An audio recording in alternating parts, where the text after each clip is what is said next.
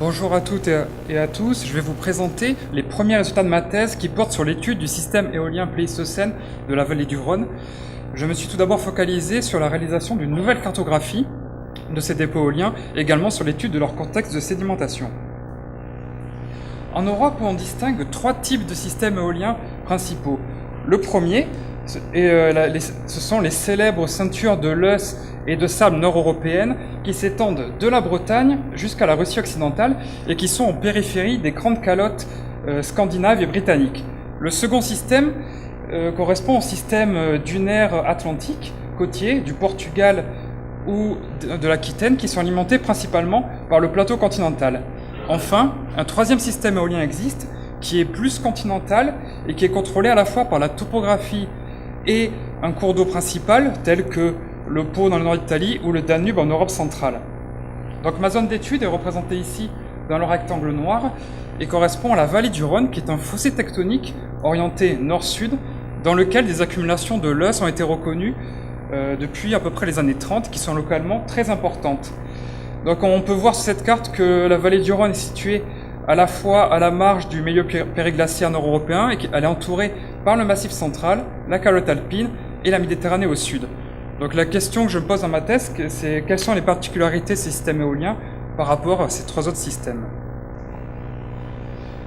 Pour essayer de caractériser ce système éolien de la vallée du Rhône, j'ai d'abord donc procédé à une cartographie qui a été établie à partir de la base de données des sols issus d'un programme européen qui s'appelle LUCAS.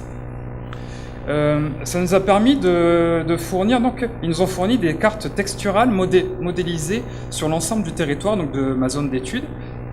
Et donc j'ai prélevé mes dépôts éoliens sur le terrain, et afin de définir leur granulométrie, donc des sables, des loess, et également des faciès dans la transition entre les sables et les loess.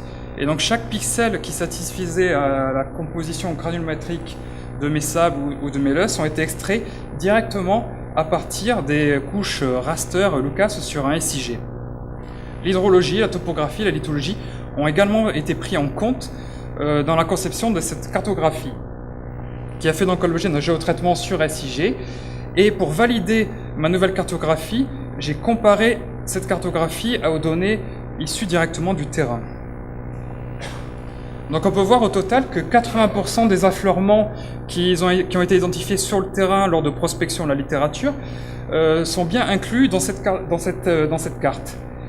On peut voir que c'est une nette amélioration par rapport aux cartes précédentes qui datent des années 30 jusqu'aux cartes du BRGM ou des cartes plus globales comme Acetal 2007. À partir de cette cartographie, où l'on peut voir les différentes catégories de faciès que j'ai définies précédemment, on peut avoir quelques observations préliminaires, notamment les dépôts sont relativement limités par rapport au système nord-européen et deviennent plus grossiers en aval à partir de la latitude 45 degrés nord. On peut voir également en basse vallée du Rhône, à la périphérie du Rhône, que les dépôts, la granulométrie des dépôts devient de plus en plus fine, à la fois vers l'ouest et vers l'est, ce qui permet de supposer que la source d'alimentation principale serait les alluvions du Rhône. En basse vallée du Rhône, on retrouve plusieurs formes de relief qui sont liées à l'abrasion éolienne, par exemple des yardangs, des cuvettes de déflation, des pavages de galets éolisés. Ils sont associés à des figurés périglaciaires tels que des coins à remplissage sableux et des polygones qui sont liés donc à une contraction thermique du sol. Et donc l'ensemble de ces indices m'ont permis de montrer que la basse vallée du Rhône correspond à un véritable désert où la déflation domine et qui permet le transport de sable en saltation le long de l'axe rhodanien. Et donc pour cela, il faut des vents puissants qui sont liés à la configuration du relief, où l'on peut voir ici au nord une succession de défilés, donc un rétrécissement au niveau du Rhône qui permet de canaliser et d'accélérer les masses d'air provenant du nord. Un exemple remarquable de ces formes de relief sont situées à proximité de l'étang de Berre, dans la région de Istres. On peut voir à l'aide d'un modèle numérique de terrain à résolution de 5 mètres fourni par l'IGN des crêtes allongées qui correspondent à des yardangs qui sont formés par abrasion éolienne sur des roches de lithologie variées. Et pour les former, il faut des vents unidirectionnels. Donc la mesure de l'orientation de ces de ces crêtes permet donc de reconstituer des paléodirections de vent nord-nord-ouest qui sont semblables au vent actuel. On retrouve également entre ces crêtes des étroits corridors qui sont parfois dans lesquels se développent parfois des cuvettes de déflation plus ou moins larges. Et ces cuvettes de déflation sont orientées préférentiellement également dans le sens des vents. De telles associations ont été observées notamment en bordure de la Méditerranée, dans la vallée de l'Hébro et également en Europe centrale. Concernant la sédimentologie des loess, qui est le faciès le plus répandu sur ma zone d'étude, les affleurements sont souvent épais et extrêmement localisés dans l'espace. Ce sont des faciès massifs, grossiers, avec de nombreuses bioturbations et des concrétions carbonatées secondaires sous forme de poupées de l'os. Du point de vue de la granulométrie, la distribution est polymodale, avec un mode principal autour de 60 microns qui présente donc une originalité par rapport aux loess nord-européens qui sont bimodaux. Donc la quantification des modes granulométriques a été obtenue grâce au logiciel RStudio et la déconvolution des courbes granulométriques. Ce mode grossier autour de 60 microns se retrouve également en Europe centrale. Bien que plusieurs facteurs puissent être évoqués, tels que par exemple la topographie pour expliquer cette répartition avec des modes grossiers dans cette zone-là et des modes plus fins autour de 30 microns dans les loess nord-européens ou atlantiques, celui qu'on privilégie donc comme facteur est la persistance d'un couvert végétal arbustif durant les événements froids du pléniglaciaire. Plusieurs arguments sont en faveur de cette hypothèse, notamment l'efficacité de la végétation sur la capture des poussières. C'était démontré par plusieurs études, des expérimentations en soufflerie et sur le terrain. Le deuxième facteur est l'existence de zones refuges dans les vallées encaissées en contexte périméditerranéen pour la flore et la faune qui a été démontrée par les études polliniques en Méditerranée. Et enfin, la géométrie et les faciès de ces dépôts, donc qui sont épais, localisés et grossiers, peuvent s'expliquer par la capture simultanée des sables en saltation et des poussières qui sont transportées en suspension par la végétation. C'est un modèle qui est complètement différent du modèle nord-européen de la ceinture de l'os et de sable, qui, comme vous pouvez le voir ici, montre un passage progressif de sable à des loess sur de longues distances, et ce qui est dû à l'absence d'obstacles topographiques ou de végétation très développée. En conclusion, le système éolien de la vallée du Rhône présente plusieurs points communs avec les systèmes éoliens continentaux tels que celui de l'Europe centrale, et j'ai pu mettre en évidence que la végétation a probablement joué un rôle sur la sédimentation avec la capture de particules près des cours d'eau par la végétation. Et enfin, ce système éolien qui est contrôlé par des vents nord-sud, donc par la topographie, se prolonge certainement sur le plateau continental du golfe du Lion sous la forme peut-être de champs dunaires. En perspective, la poursuite des études sur ce système éolien permettra d'éclaircir un certain nombre de points, notamment le cadre chronologique des dépôts éoliens qui est mal défini en l'absence de datation. Enfin, la détermination des sources sédimentaires potentielles par la géochimie ou la minéralogie permettra de mettre en évidence peut-être des contributions alpines et également sahariennes. Et enfin, les reconstitutions paléoenvironnementales de ma zone d'étude qui ont déjà commencé seront détaillées par l'étude de 2 séquences de l'os par des études multiproxy qui seront comparées aux autres séquences de l'os majeures d'Europe centrale ou d'Europe du Nord. Merci.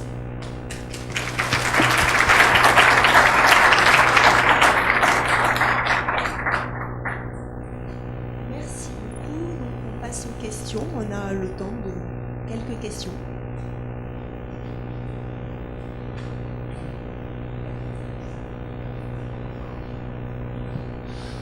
Je me permets d'intervenir sur la dernière partie au niveau des perspectives de travail sur ce genre de séquence, et je vois encore écrit susceptibilité magnétique.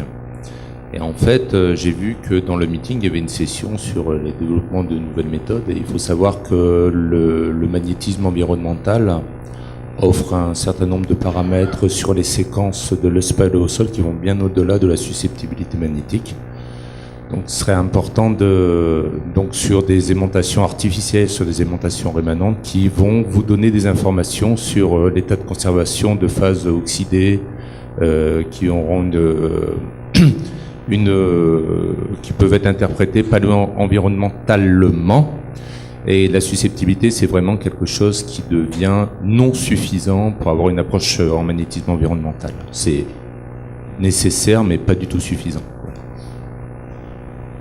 Oui, merci pour cette précision. Mais j'ai pas encore tout à fait commencé l'étude donc de ces séquences de l'os paléosol. Et la susceptibilité magnétique, ça sera pas isolé, ça sera fait.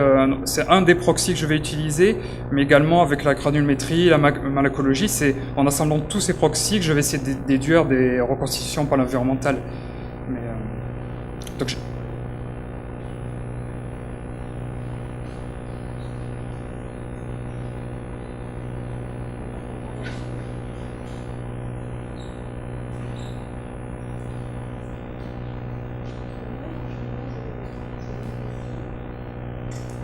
Donc on a vu pas mal d'images de morphologie de surface.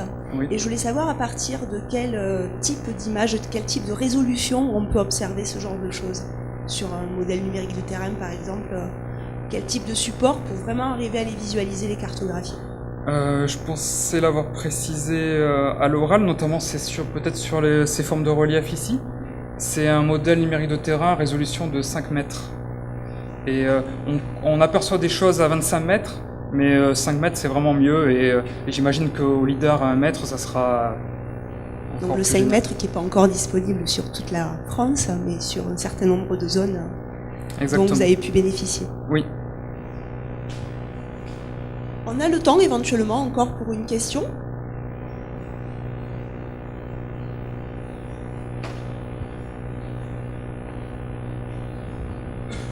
Je constate sur la cartographie présentée qu'il y a une prédominance de sable qui a l'air de se superposer aux formations molassiques tertiaires dans la région de Valence. Comment vous faites la part des choses? Comment tu fais la part des choses entre apport éolien et substratum tertiaire? Mais en fait, c'est une bonne question parce que les mollasses m'ont posé pas mal de questions, pas mal de problèmes sur cette cartographie. Et en fait, j'ai supprimé les plus gros épandages de molasses parce qu'on n'arrive pas à vraiment distinguer entre sable éolien et molasses. Et là, donc, en fait, les molasses, si je me souviens bien, et dans la région de Valence, étaient situées plutôt ici. Et donc, elles apparaissent pas vraiment dans la cartographie. Là, c'est vraiment les losses qui apparaissent. Donc, les molasses et les terrains aussi métamorphiques du Massif central avec les arènes granitiques, j'ai dû également les supprimer.